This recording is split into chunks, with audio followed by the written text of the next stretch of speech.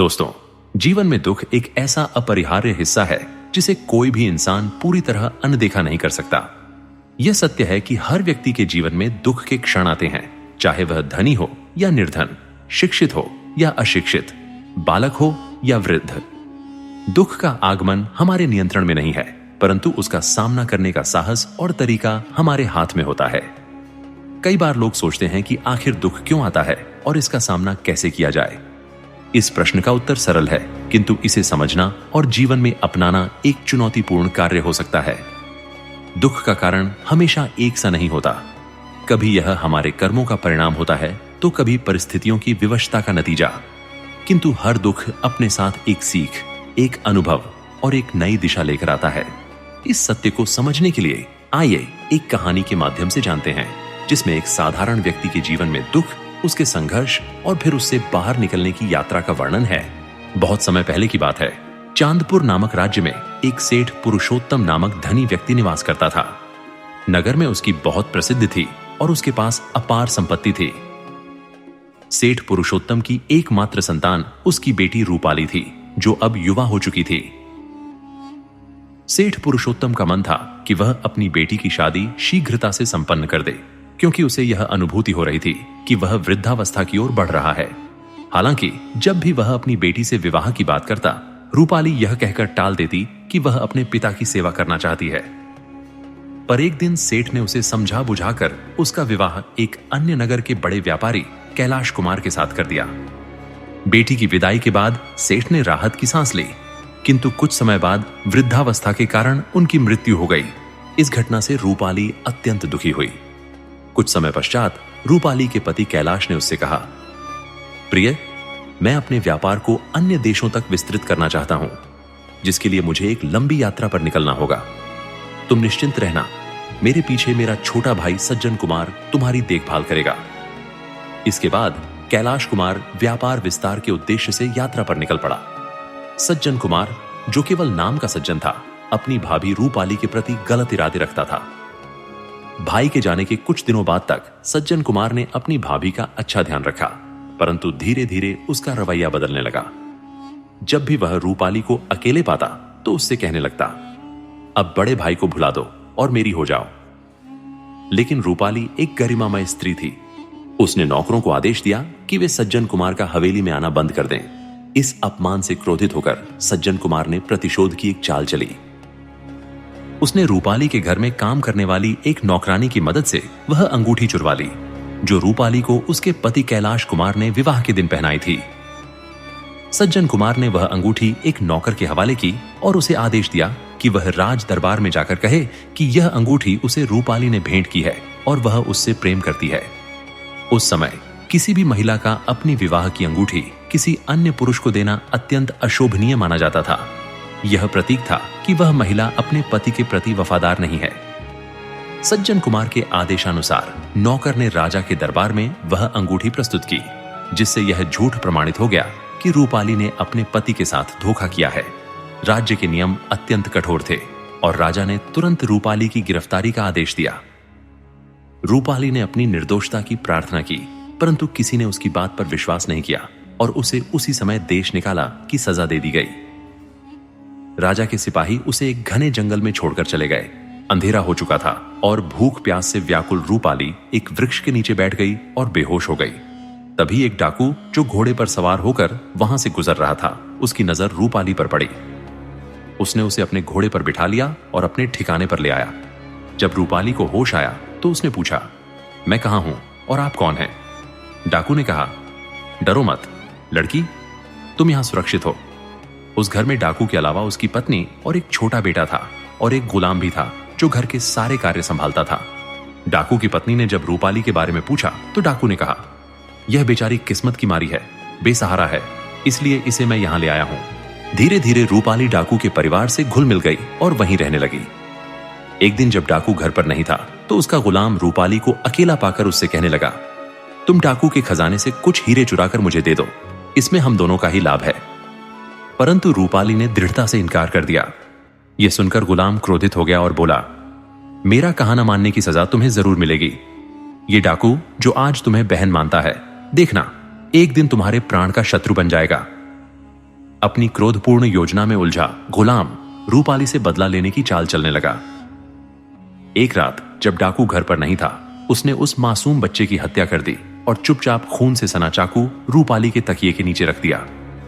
सुबह होते ही जब डाकू घर आया तो अपने बेटे को मरा हुआ पाकर उसका दिल फटने लगा और उसकी पत्नी विलाप करने लगी। तभी गुलाम आकर नाटकीय रूप से कहने लगा, मालिक, किसने आपके बेटे को मारा? मैं उस हत्यारे को जीवित नहीं छोड़ूंगा। फिर उसने जमीन पर खून के निशानों को दिखाते हुए कहा, देखिए मालिक, ये खून के छींटे किस ओर जा रहे हैं।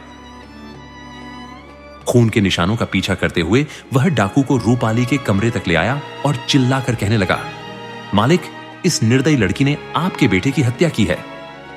रूपाली के बिस्तर की तलाशी ली गई और तकिए के नीचे से खून से सना हुआ चाकू मिल गया। गुलाम चीख चीख कर कहने लगा, मैं इस दुष्टा को तुरंत समाप्त कर दूंगा। डाकू ने उसे इशारे से रोकते हुए रूपाली से पूछा, तुमने मेरे बेटे को क्यों मारा? तब रूपाली ने गंभीरता से उत्तर दिया, ईश्वर जानता है कि मैं निर्दोष हूं। मैंने आपके बेटे को नहीं मारा। भला मैं, जिसने संकट की घड़ी में आपसे सहायता पाई है, आपके बेटे की हत्या क्यों करूंगी? रूपाली की बातों से डाकू के मन में विश्वास जागा कि वह उसके बेटे को मारने की दोषी नहीं है। परंतु डाकू की पत्नी ने भावुक होकर कहा, जो भी हो, अब यह लड़की मेरी आंखों के सामने नहीं रह सकती। अंततः डाकू ने रूपाली से कहा, देखो बहन, मैं तुम्हारी बात पर यकीन तो कर सकता हूं कि तुम निर्दोष हो, लेकिन अब तुम इस घर में नहीं रह सकती। तुम्हें यहां से जाना होगा। फिर उसने 400 अशर्फियों से भरी एक थैली रूपाली को थमाते हुए कहा, इसे अपने पास रख लो, कठिन समय में ये तुम्हारे काम आएंगी। रूपाली ने धन लेने से इनकार करते हुए कहा, मुझे धन की आवश्यकता नहीं है, मैंने अपने पिता के घर में बहुत संपत्ति देखी है। लेकिन डाकू ने जोर देकर कहा, नहीं बहन, बुरे समय में यह तुम्हारे काम आएगा, इसे अपने पास रख लो। रूपाली ने वह थैली अपने पास संभालते हुए कहा, मैं भगवान से यह प्रार्थना करूंगी कि एक दिन आपको सत्य का पता चले और आपको यह यकीन हो कि मैंने आपके बेटे की हत्या नहीं की। यह कहकर रूपाली वहां से चुपचाप चली गई। जब वह दूसरे नगर में पहुंची तो उसने देखा कि एक आदमी को लोग रस्सियों से बांधकर घसीटते हुए ले जा रहे थे। जब उसने कारण पूछा तो पता चला कि वह आदमी बहुत से लोगों से उधारी लेकर भाग रहा था और अब अपना कर्जा चुकाने से मना कर रहा था। इस कारण लोग उसे सजा देने के लिए ले जा रहे थे। रूपाली ने पूछा, इस आदमी का कितना कर्जा है? लोगों ने बताया, कम से कम 400 सोने की अशर्फियां। रूपाली ने तब उनसे पूछा, अगर मैं इसका कर्ज चुका दूं तो क्या आप लोग इसे छोड़ देंगे? लोग खुशी खुशी बोले, हां बिल्कुल, हम इसे छोड़ देंगे। फिर रूपाली ने अपनी थैली में से वह 400 अशर्फियां निकालकर उन लोगों को दे दी और उस व्यक्ति को मुक्त करवा दिया। लोग हैरान रह गए कि यह कितनी नेक दिल औरत है जिसने एक अनजान आदमी की जान बचाई। रूपाली चुपचाप वहां से निकल गई, लेकिन जब वह कुछ दूर चली तो उस आदमी ने दौड़ते हुए उसे रोक लिया। रूपाली को लगा कि शायद वह आदमी उसका धन्यवाद करने आया है, लेकिन उसने आकर कहा, क्या तुम्हारे पास और भी पैसे हैं? मुझे बहुत जरूरत है, मुझे दे दो। और फिर वह रूपाली पर झपटने लगा। रूपाली घबराई और तेजी से भागने लगी। दौड़ते दौड़ते वह काफी दूर निकल आई और थक कर एक पेड़ के नीचे बैठ गई। वह आदमी उसका पीछा करते हुए आ गया और जब उसने देखा कि रूपाली थक कर बैठी है तो वह भागते हुए पास में खड़े एक समुद्री जहाज के मालिक के पास पहुंचा। उसने रूपाली की ओर इशारा करते हुए कहा, हुजूर, वह जो लड़की बैठी है वह मेरी नौकरानी है जिसे मैंने 400 अशर्फियों में खरीदा है। अगर आप मुझे 400 अशर्फियां दे देंगे तो मैं उसे आपके हवाले कर सकता हूं। व्यापारी ने रूपाली की सुंदरता देखी और वह तुरंत 400 अशर्फियां निकालकर उस आदमी को दे दिया। फिर उसने कहा, ठीक है, यह अब मेरी है। और व्यापारी रूपाली के पास जाकर उसका हाथ पकड़कर अपने साथ ले जाने लगा। रूपाली ने हैरान होकर पूछा, तुम कौन हो और मुझसे क्या चाहते हो? व्यापारी ने कहा, चुपचाप मेरे साथ चलो, क्योंकि मैंने तुम्हें 400 अशर्फियां देकर खरीद लिया है। और उसने रूपाली को जबरदस्ती उठाकर अपने कंधे पर बिठा लिया, फिर उसे अपने जहाज में ले गया। सौदागर ने रूपाली को जबरन समुद्री जहाज की एक अंधेरी कोठरी में बंद कर दिया, क्योंकि वह चाहता था कि रूपाली उससे शादी कर ले, लेकिन रूपाली इसके लिए तैयार नहीं थी। उसी रात समुद्र में एक भयानक तूफान आ गया जिसने जहाज को पूरी तरह से डुबो दिया। रूपाली किसी तरह एक लकड़ी के तख्ते पर तैरती हुई किनारे की ओर बढ़ने लगी। उसी समय वह सौदागर भी एक तख्ते को थामे किसी अन्य देश की ओर रवाना हो गया। रूपाली को होश आया तो उसने पाया कि वह एक साधु की कुटिया में थी। दरअसल एक वृद्ध साधु ने उसे तूफान से बचाया और अपनी कुटिया में ले आया। रूपाली साधु के साथ रहने लगी और वहीं अपना जीवन बिताने लगी। साधु की कुटिया घने जंगल में थी, लेकिन लोग दूर दूर से साधु महाराज के दर्शन करने आते थे। साधु के पास एक दिव्य कमंडल था जिसमें वह जल भरकर रखते थे। जब भी कोई व्यक्ति अपने दुखों या बीमारियों के साथ उनके पास आता तो साधु उस जल को उन पर छिड़कते और अपना आशीर्वाद देकर उन्हें ठीक कर देते। इस प्रकार लोग उनकी मदद के लिए आते रहते थे। समय बीतने के साथ साधु महाराज को यह एहसास हुआ कि उनकी मृत्यु निकट है। उन्होंने रूपाली को वह कमंडल सौंपते हुए कहा, बेटी, मेरी मृत्यु के बाद यह कमंडल तुम्हारे पास रहेगा।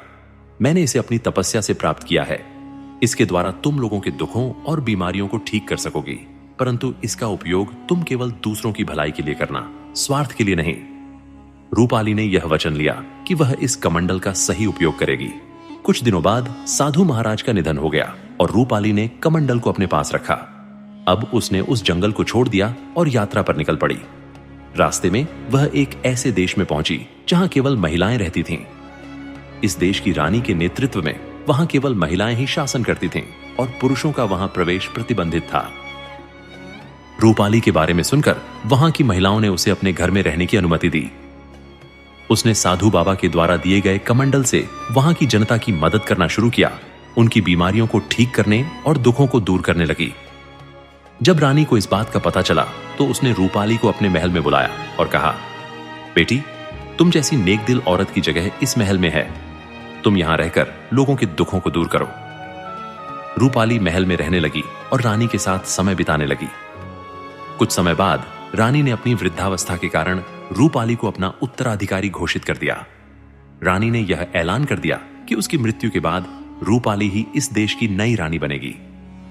कुछ समय बाद जब रानी का देहांत हुआ तो सभी के सहमति से रूपाली को उस देश की नई रानी के रूप में प्रतिष्ठित कर दिया गया। अब रूपाली की ख्याति दूर दूर तक फैलने लगी थी। यह समाचार दूसरे देशों में भी पहुंचने लगा कि वह लोग जो अपने दुखों और बीमारियों से त्रस्त थे वह रूपाली के पास आकर स्वस्थ हो जाते थे। अब दूसरे देशों से भी लोग इलाज करवाने के लिए रूपाली के पास आने लगे थे। बदले में वे उसे आशीर्वादों और शुभकामनाओं से नवाजते थे। समय के साथ इस देश में पुरुषों के आने की अनुमति भी दी गई, लेकिन केवल इलाज के उद्देश्य से। इलाज के बाद उन्हें वापस लौट जाना होता था। एक दिन रूपाली को यह सूचना मिली कि एक सराय में 6 मुसाफिर ठहरे हुए हैं। अगले दिन जब वे 6 मुसाफिर राजमहल पहुंचे तो रूपाली ने खिड़की से उन लोगों को देखा और पहचान लिया। रूपाली को एहसास हुआ कि ये 6 लोग वह थे जिनसे उसका पुराना नाता था और इसीलिए उसने निर्णय लिया कि वह इनसे मिलने के दौरान अपना चेहरा एक नकाब से ढककर रखेगी। जब ये लोग दरबार में पहुंचे तो रूपाली ने अपना चेहरा पूरी तरह से ढक लिया और उनकी तकलीफों के बारे में पूछा। सबसे पहले 2 व्यक्ति आगे बढ़े। एक ने कहा, रानी साहिबा, मैं अपने छोटे भाई का इलाज करवाने आया हूं। मेरा भाई अंधा हो गया है। दरअसल मैं एक व्यापारी हूं और जब मैं व्यापार के सिलसिले में दूसरे देश गया था तो अपनी पत्नी की देखभाल का जिम्मा मैंने अपने छोटे भाई को सौंपा था, लेकिन मेरी पत्नी ने मुझे धोखा दिया और मुझे छोड़ दिया। इस गम में मेरे भाई की आंखों की रोशनी चली गई। रूपाली को यह समझते देर न लगी कि यह व्यापारी वही था जिसके साथ उसका पुराना रिश्ता था और यह अंधा व्यक्ति उसका पति था। उसने व्यापारी से पूछा, क्या तुम्हें पूरी तरह यकीन है कि तुम्हारी पत्नी ने तुम्हारे साथ विश्वासघात किया था? व्यापारी ने कहा, महारानी जी, मेरा दिल यह मानने को तैयार नहीं है कि मेरी पत्नी बेवफा हो सकती है, लेकिन मैं अपने भाई की बात को भी झूठा नहीं ठहरा सकता। रूपाली ने कहा, ठीक है, मैं कल तुम्हारे भाई का इलाज करूंगी। इसके बाद 2 और लोग सामने आए। एक ने कहा, रानी साहिबा, मैं अपने गुलाम का इलाज करवाने आया हूं। मैंने इसे बचपन से ही अपने बच्चों की तरह पाला है। रूपाली ने तुरंत पहचान लिया कि यह वही डाकू था और साथ में जो रोगी था वह वही गुलाम था जिसने रूपाली पर झूठा आरोप लगाया था। रूपाली ने कहा, ठीक है, इसका इलाज भी कल कर दिया जाएगा। अंत में एक और मुसाफिर ने अपनी बात रखी। महाराज जी, मुझे कोढ़ रोग हो गया है। कृपया भगवान से प्रार्थना करें कि मैं ठीक हो जाऊं। मुझे लगता है कि यह मेरी सजा है, क्योंकि मैंने अपनी जिंदगी में एक बहुत बड़ा पाप किया था। एक सुंदर लड़की को खरीदने के बाद मैंने उसके साथ बहुत ही खराब व्यवहार किया था और अब शायद उसी पाप की सजा मुझे मिल रही है। तभी वहां पहुंचे अंतिम मुसाफिर ने आगे बढ़ते हुए कहा, भाई, मैं वह व्यक्ति हूं जिसने एक नेक दिल और सम्मानित महिला को अपनी नौकरानी बताकर तुम्हें बेच दिया था।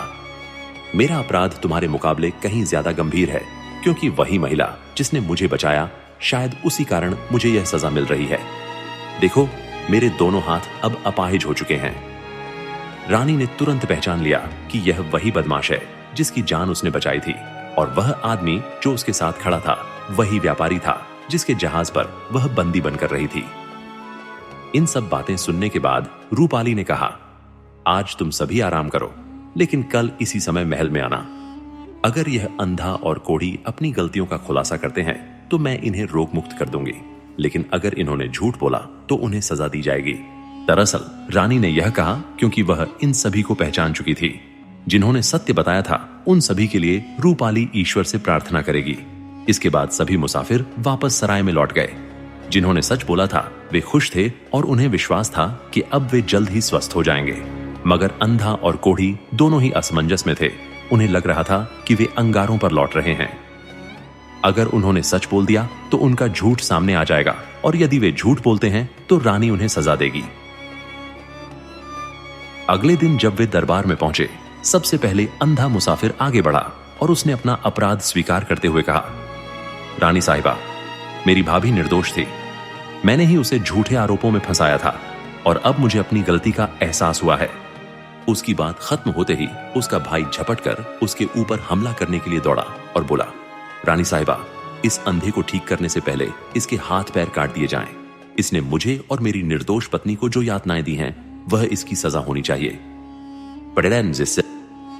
फिर जब डाकू के गुलाम ने रूपाली के खिलाफ झूठ बोलने की बात मानी और अपनी बुरी हरकतों का खुलासा किया, तो डाकू की आंखों में क्रोध का ज्वाला उभर आया और उसने कहा, इस गद्दार को तो मार डालना चाहिए। लेकिन रानी ने सभी को शांत कर दिया और आदेश दिया कि किसी को भी नुकसान नहीं पहुंचाया जाए। रानी ने कहा, अब जबकि सभी ने अपनी गलतियों का इकरार कर लिया है, मैं सबकी बीमारियों का इलाज करूंगी। इसके बाद रूपाली ने व्यापारी और डाकू से कहा, तुम दोनों कल रात महल में आना, मैं तुम्हारे लिए एक दावत देना चाहती हूं। व्यापारी और डाकू ने रानी का आभार व्यक्त किया और अगले दिन रात को महल में आए। रूपाली ने व्यापारी से पूछा, क्या तुम चाहते हो कि तुम्हारी शादी फिर से हो? व्यापारी ने कहा, रानी साहिबा, मैं अपनी पहली पत्नी के अलावा किसी और के बारे में सोच ही नहीं सकता। रूपाली मुस्कुराते हुए बोली, मैं ईश्वर से प्रार्थना करूंगी कि तुम्हें अपनी पत्नी फिर से मिले। फिर रानी ने डाकू से पूछा, क्या तुम चाहते हो कि तुम्हारे घर एक और बेटा हो? डाकू ने कहा, रानी साहिबा, मुझे तो पहले ही ईश्वर के आशीर्वाद से एक बेटा मिल चुका है।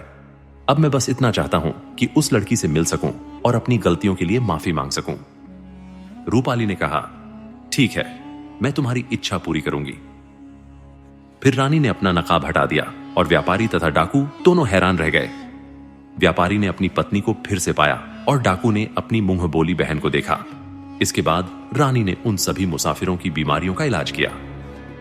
अब रूपाली अपने पति के साथ अपने देश लौटने की योजना बना रही थी।